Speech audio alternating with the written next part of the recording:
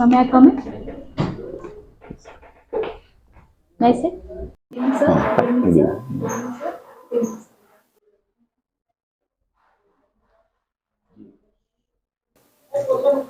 आंशा ji, academics आपका बड़ा अच्छा है और आप बीटेक की हैं।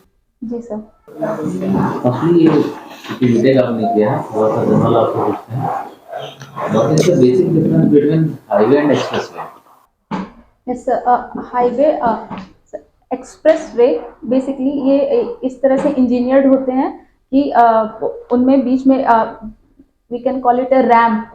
तो मतलब इजी उस पर चढ़ना और उतरना बीच में मतलब इंजीनियरिंग मतलब जो बनाने का उसका तरीका होता है, इसमें डिफरेंस होता है सर। बाकी और I can not tell the difference. Indian National Congress के बारे में जानते हैं? Yes sir. ये कब बना? सर 1885 में। 18 किसने इसके संस्थापक कौन थे? Sir A.O. ह्यूम। आज एक अलायंस ग्रुप तैयार हुआ है इंडिया, यस सर। तो फुल फॉर्म जानते हैं? यस अभी याद नहीं कर पा रहे हैं, सॉरी। कॉन्स्टिट्यूशन ऑफ इंडिया के बारे में कुछ बताइए, कुछ इसके फीचर्स बताइए। द कॉन्स्टिट्यूशन ऑफ इंडिया जो हमारा है, सबसे पहले ये तो विश्व का सबसे बड़ा रिटन कॉन्स्टिट्यूशन है। दूसरे इसमें फ्लेक्सिबिलिटी बहुत है, मतलब जो लॉ को इनेक्ट करने की, अमेंड करने की फ्लेक्सिबिलिटी है। और ये कई सोर्सेज से लिया गया है, जैसे कि साउथ अफ्रीका से लिया गया है, और डायरेक्टिव प्रिंसिपल्स जो हमारे हैं वो आयरलैंड से लिए गए हैं, फंडामेंटल ड्यूटीज रशिया से लिए गए हैं। और इसमें हमारा कॉन्स्टिट्यूशन जो है वो सिंगल सिटीजनशिप, जो इसने फीचर्स प्रोवाइड किए हैं वो हमारी कंट्री को देखते हुए कई सारे फीचर्स ऐसे हैं, जो जैसे सिंगल सिटीजनशिप, इंडिपेंडेंट जुडिशियरी और सब ये भी होता है। वोटिंग राइट जानते हैं? Yes sir. वोटिंग राइट आपका कब आप गेन करते हैं? सर 18 ईयर्स की एज को पहले कौन सी एज थी, कितने? सर 21 ईयर्स थी। किसने इसको अमेंड कर दिया? सर पार्लियामेंट ने अमेंडमेंट किया था 16 किसकी सरकार थी? Sir I guess sir VP Singh की सरकार थी। संघात्मकता एक शब्द है, जी। Federalism, yes sir. ये क्या है? फेडरलिज्म जब हम कई सारे स्टेट्स एक साथ आके एक यूनियन बनाने चाहते हैं तो उसको हम लोग फेडरेशन बोलते हैं। हम लोग यूनिटरी हैं कि फेडरल? सर एक्चुअली इंडिया जो है इसको हम लोग बार्गेनिंग फेडरलिज्म बोलते हैं। एक sir I guess Ivor Jennings ने कहा था, सर आइवर जेनिंग्स ने, वो एक पॉलिटिशियन थे, उन्होंने बार्गेनिंग फेडरलिज्म बोला था। मतलब इसमें फेडरेशन और यूनिटरी दोनों गवर्नमेंट, दोनों तरह की पॉलिटीज हैं इसमें। इसी तरीके का एक वर्ड यूज किया है केसी वीरे जी ने, वो क्या वर्ड है? Sir quasi federation I guess. अच्छा, अब हमारे और चाइना के बीच में जो कन्वेंशनल वॉरफेयर चल रहा है वो तो चल ही रहा है, बट मुझे हमारे और चाइना के बीच में जो ट्रेड वॉर चल रहा है उसके बारे में कुछ बताइए। सर पहली बात तो कि हम लोग चाइना के साथ ट्रेड डेफिसिट में चल रहे हैं। इसी साल हम न्यूज़ में थे कि $100 बिलियन की ट्रेड डेफिसिट में है, जबकि हम लोग मोस्टली बैन करना चाह रहे हैं वहाँ के प्रोडक्ट्स को।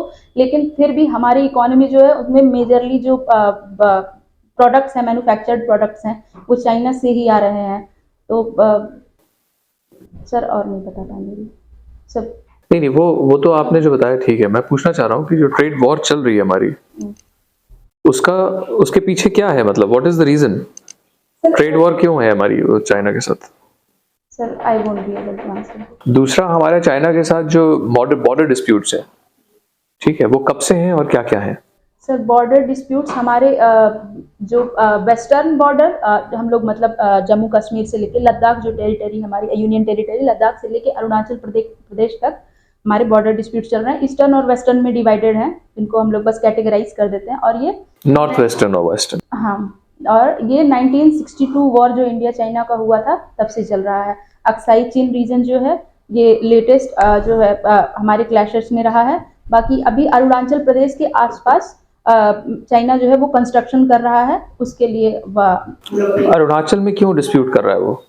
क्या क्या जरूरत है उसको वहां पे? सर अरुणाचल से हमारा जो सिक्किम का एरिया है, वहाँ पे हम लोग का जो जिसको हम लोग चिकन नेक कॉरिडोर बोलते हैं, तो उसकी वजह से, क्योंकि वहाँ पे बहुत थोड़ा एरिया है वो, जिसकी वजह से इंडिया में पेनिट्रेशन उनके लिए ईजी होगा अगर वो वहाँ पे ज़्यादा इंफ्रास्ट्रक्चर बना लेंगे तो। वो उस एरिया को लेना नहीं चाहते हैं, जी ठीक है, वो सिर्फ एक थ्रेड बना के रखना चाहते हैं कि हम जिस दिन चाहेंगे वहां से कट ऑफ कर देंगे, जी। करेक्ट। अच्छा, आप मुझे कुछ अग्निवीर के बारे में बता सकती हैं? यस सर, अग्निवीर एक अग्निवीर आपके हिसाब से सही है या गलत है? अग्निवीर तो सबको पता है क्या है, बट वो सही है या गलत है? सर मेरे हिसाब से ये एक सही स्कीम है। जो हमारी जो करंट सरकमस्टांसेस हैं कि हम लोग कंसिस्टेंटली, जो रशिया यूक्रेन वॉर जैसे चल रहा है या इजराइल हमास वॉर चल रहा है, इनकी वजह से हम लोग कंसिस्टेंटली वॉर लाइक स्टेट में बने हुए हैं। चाइना से भी हमारे पिछले 2-3 सालों से कंस्टेंट स्टैंड ऑफ बने हुए हैं, जिसके मतलब लगातार कई राउंड नेगोशिएशंस होने के बावजूद भी कहीं हम लोग उस पर नहीं पहुंच पा रहे हैं एक कंसेंसस पे। तो इस वॉर लाइक थ्रेट को दूर करने के लिए ट्रेनिंग, मिलिट्री ट्रेनिंग की तरह ये स्कीम काम कर सकती है, जिसमें हम लोग एक बैकअप तैयार कर सकते हैं। तो ये सिक्योरिटी पर्पस को मेंटेन करने के लिए ये एक अच्छी स्कीम है। क्या ये कंपल्सरी मिलिट्री ट्रेनिंग का पहला स्टेप है? सर कह सकते हैं। अच्छा, एक वॉर रिलेटेड और आपसे चीज पूछता हूँ, हमास के इतने सपोर्टर्स क्यों हैं और कौन कौन है? सर हमास के सपोर्ट सर एक्चुअली जो बेस कारण है इस वॉर का वो ये है कि वो अरब रीजन जो था पैलेस्टाइन का, इस्लाम डोमिनेटेड रीजन था, तो उन्हें लगता है कि उनकी टेरिटरी में अनऑथराइज्ड तरीके से, मतलब उनको अनजस्टिफाइड लग रहा है वहाँ पे ज्यूज का रहना। तो क्योंकि ये भी हो सकता है कारण कि इस्लाम जो है ये पूरे वर्ल्ड में इस्लामिक कंट्रीज कई बहुत ज़्यादा हैं, तो इसलिए वो सपोर्ट कर रहे हैं। रिलीजियस पर्पज है यहाँ का, और सर दूसरा नहीं है। सिर्फ रिलीजन है? सर और हमास के सपोर्टर सर टर्की है, अभी टर्की आ गया, कई लोग हैं सर, क्योंकि अब इस टाइम ये हो सकता है कि ह्यूमैनिटेरियन का जो इजराइल ह्यूमैनिटेरियन, तो उन्होंने वहाँ पे जैसे परसिक्यूशन जो हो रहा है बहुत सारे निर्दोष लोगों का, तो इजराइल जो मतलब एकदम क्या कहते हैं नहीं रुक रहा है, मतलब उसको क्या बोल sir, I am at loss of so it is not only a land dispute, yes sir, it has very deeper connotations. Akanksha, yes sir. LAC और एलओसी में कोई difference?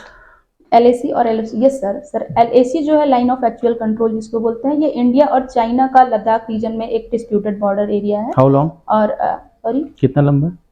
Sir it's almost 800 kilometres long, अभी याद नहीं कर पा रहे हैं। और एलओसी जो है वो लाइन ऑफ कंट्रोल इंडिया और पाकिस्तान में जो कारगिल रीजन है हमारा, जम्मू में के आसपास पड़ता है, वहाँ पे वो लाइन ऑफ कंट्रोल। ये दोनों लाइनें डिसाइडेड कब हुई?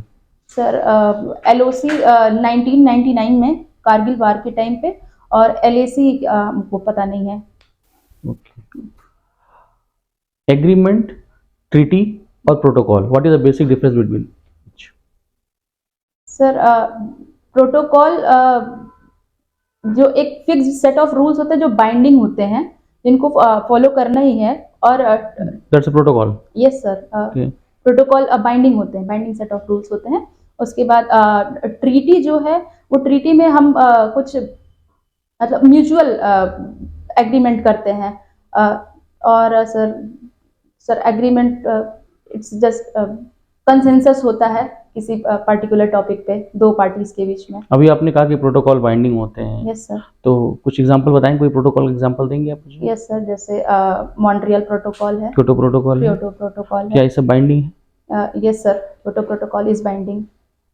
अच्छा, तो क्या जुर्माना, क्या हर्जाना हो सकता है इसमें? यस सर, उनके कुछ किसी तरह के रेस्ट्रिक्शंस लगा सकते हैं।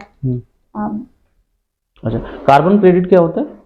सर कार्बन क्रेडिट जैसे हम लोग कोई कंट्री है वो दूसरे मतलब कुछ ऐसा प्रोजेक्ट जो डिजाइन करे, वो मतलब दूसरी कंट्री को, जैसे दूसरी कंट्री अगर वो अपना फुलफिल नहीं कर पा रही है कोटा कार्बन एमिशन को रिड्यूस करने का, तो वो दूसरी जिस कंट्री ने वो टारगेट अचीव कर लिया है उससे वो बाई कर सकती है।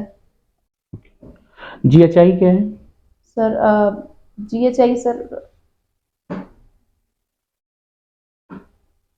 सर याद नहीं आ रहा है। ओके, चलिए, नैम का नाम सुना है सर आपने? Global hunger index I guess. NAM का नाम यस सर, क्या है? Sir national agricultural market non alignment movement ये इंटरनेशनल रिलेशंस के पर्सपेक्टिव में। ओके। Yes sir. आपको नहीं लगता कि शुरुआती दौर में भारत ने नैम में शामिल होकर गलत किया? क्या व्यू है आपका? सर ऐसा हम एग्री नहीं करते हैं इस स्टेटमेंट में कि भारत ने कुछ गलत क्या किया। व्यू है आपका?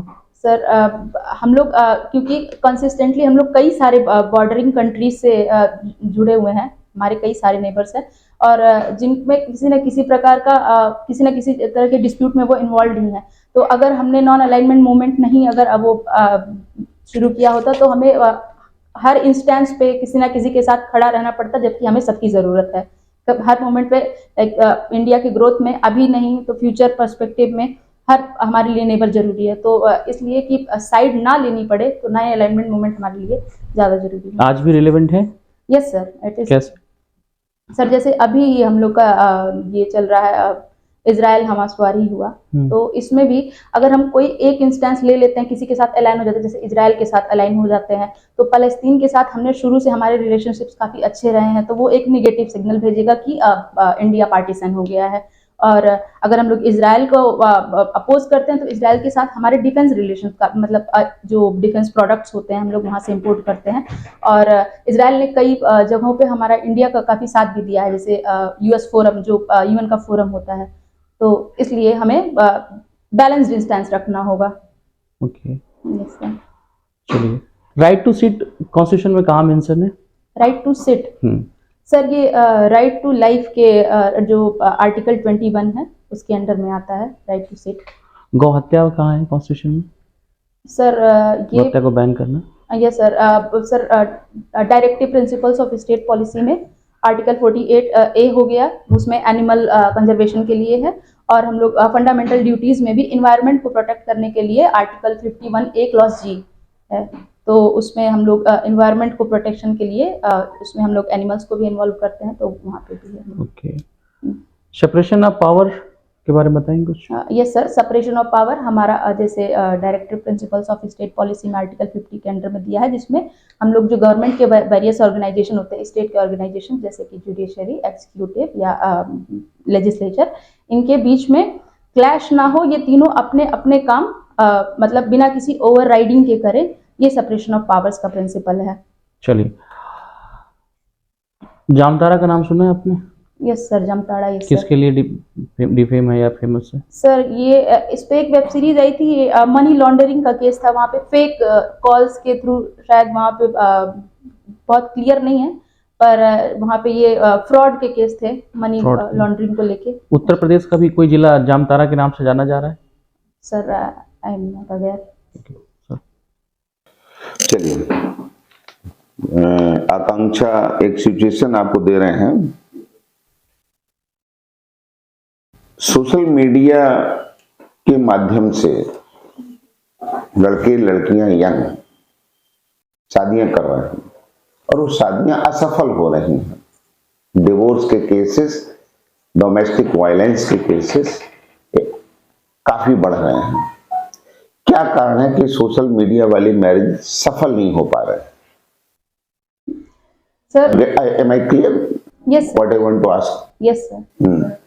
सर सोशल मीडिया हमारे यहाँ पर इसका 2-3 कारण हो सकता है। पहला तो ये कि सोशल मीडिया को हमारे यहाँ लीगल जो लॉज हैं उनकी एब्सेंस में उसको क्राइम वहाँ पे ज़्यादा मतलब के लिए यूज़ किया जा रहा है, जैसे गलत इन्फॉर्मेशन वहाँ डालते हैं, तो इसलिए पूरी इन्फॉर्मेशन नहीं होने की वजह से जैसे जो मैट्रिमनी साइट्स हैं उन पे वो फेक डेटा डाल देते हैं और इसकी वजह से मैरिजेस में इशू आ रहा है। और सर बाकी सोशल मतलब एक डिग्रेडेशन बोलेंगे कि जो यंगस्टर ही ज़्यादा उस पर इन्वॉल्व हैं इसमें, तो यंगस्टर्स में अभी उतना मोरल वैल्यूज़ का डेवलपमेंट नहीं होना और इकोनॉमिक वजह से लोग अपने गेन के लिए इसका यूज़ कर रहे हैं सोशल मीडिया का, कि जैसे मैरिजेस के थ्रू उनको ज़्यादा मतलब इकोनॉमिक गेन हो रहा है, तो ये रीजंस हो सकते हैं। अच्छा, ठीक है।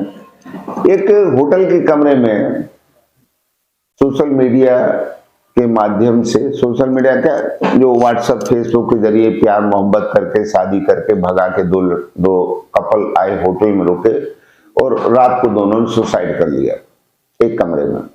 आप वहाँ के अधिकारी हैं, सपोज करिए आपने ऑप्शन भरा है डिप्टी एसपी एंड डिप्टी, आप डिप्टी एसपी हैं वहाँ पे एज ए लेडी ऑफिसर, आपको कप्तान ने कहा कि जरा मौके पे जाके तुरंत देखिए जा करके, तो कमरा बंद है बाहर से और आपको होटल के द्वारा सूचना मिली कोई लड़का लड़की ने सुसाइड कर लिया, what will your primary action? कोई 5 एक्शन बताइए जो आप एज ए डिप्टी एसपी मौके पे पहुंच के करेंगे। सर पहले तो वहाँ पे जाके जो लड़का लड़की हैं उनके बारे में प्रिलिमिनरी इंफॉर्मेशन निकलवाने की कोशिश करेंगे, जैसे होटल के रजिस्ट्रेशन में उन्होंने एड्रेस दिया होगा, उसके बारे में जानकारी करने की कोशिश करेंगे। फिर ये कोशिश करेंगे कि उनका पर्पस क्या था विजिट का, जैसे अगर उसके बाद उनके फैमिली मेंबर्स को इन्फॉर्म करना।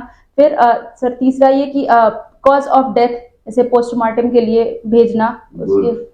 उसके बाद सर उसके बाद अगर कोई सस्पिशियस केस लग रहा है, जैसे आपने बताया कि भाग कर आए हुए हैं, तो उसके लिए फिर रिपोर्ट करना, मतलब पता इनके बारे में इन्वेस्टिगेशन कराना कि लड़के ने कराया है या मतलब लड़की की साइड से था, मतलब हु इज द कल्प्रिट, ये पता करने की कोशिश करना। तो दोनों फांसी में लटक गए, उनमें तो कौन कल्प्रिट कौन? सर इन्वेस्टिगेशन में पता चलेगा ना कि किसने माना कि चलिए कल्प्रिट हो, चलिए ठीक, एक इंपॉर्टेंट चीज आप छूट रहे टोटल एपिसोड, बाकी 4 बातें आपने सही बताई, सबसे इंपॉर्टेंट थी वो नहीं आपने बताई।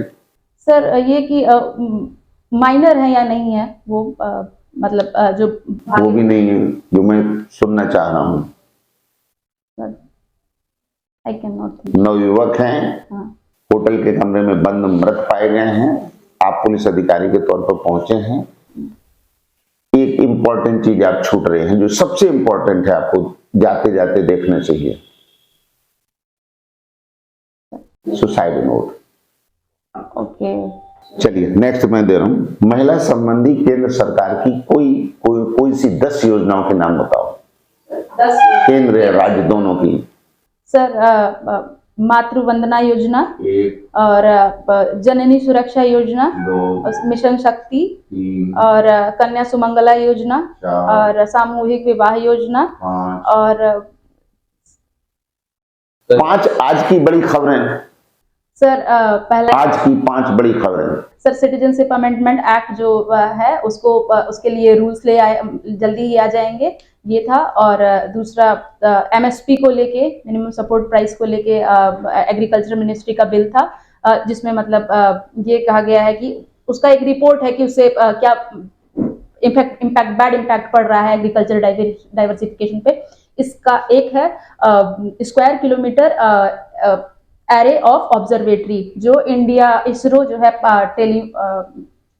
रेडियो टेलीस्कोप जो होते हैं, ये एक ग्लोबल स्कीम है जिसमें इंडिया इसरो पार्टिसिपेट कर रहा है टेलीस्कोप्स डेवलप करने में। और सर एक और सर याद नहीं आ रहा है। चलिए कोई बात नहीं। डॉक्टर अंबेडकर के कोई से 5 ऐसे महान कार्य जिसने आपको प्रभावित किया हो? यस सर, जो महिलाओं के लिए उन्होंने हिंदू कोड बिल में उन्होंने प्रोविजंस कराए थे सर। दूसरा अनटचेबिलिटी को लेके जो कॉन्स्टिट्यूशन ड्राफ्ट करने में जो इनइक्वालिटी को लेके उन्होंने प्रोविजंस दिए हैं वो। और फिर सर हो गया सर, और वो जो sir I can not remember sir. गलत बात sir religious, you are from coming from the SC community, तो आपको कम से कम इस पे 5 बातें, बाबा साहब की 5 महत्वपूर्ण क्या कार्य हैं वो आप नहीं बता पाए, तो ये आपको जानना चाहिए। Yes sir. ठीक है ना। और लास्ट क्वेश्चन हमारा ये है रिगार्डिंग और इंटीग्रिटी में पूछ रहा हूँ, एक सिपाही चौराहे पर 10 रुपये का घूस लेते हुए पकड़ा गया, 10 रुपया का घूस लेते हुए पकड़ा गया, कप्तान ने उसको सस्पेंड कर दिया, उसका वीडियो वायरल हो गया था।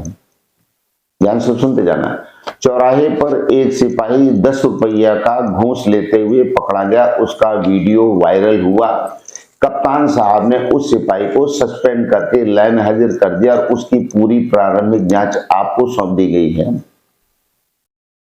और फिर बाद में कप्तान साहब भी आपसे फोन करके किसी लोकल विधायक के माध्यम से कहलवाना चाह रहे हैं कि भाई इसको रफा दफा कर दो, सजा ना पाने पाए, जांच में कुछ ऐसा लीपापोती कर दो कि सजा ना पाए। What will be your stand? Sir भाई clear my question? Yes sir sir हम ऐसा नहीं होने देंगे जो उन्होंने मुझसे कहा है कि रफा। कप्तान ने ही जांच आपको दी है, कप्तान ही आपको फोन करके कह रहा है कि ठीक है क्या नाम आकांक्षा, इसको थोड़ा देख लीजिएगा, वो विधायक जी का फोन आ रहा है। What will be your stand? Sir I will try to convince उन कप्तान साहब जो है उनको कि सर आपकी ऐसा करने से खत्म इंटरव्यू, ठीक, जाइए।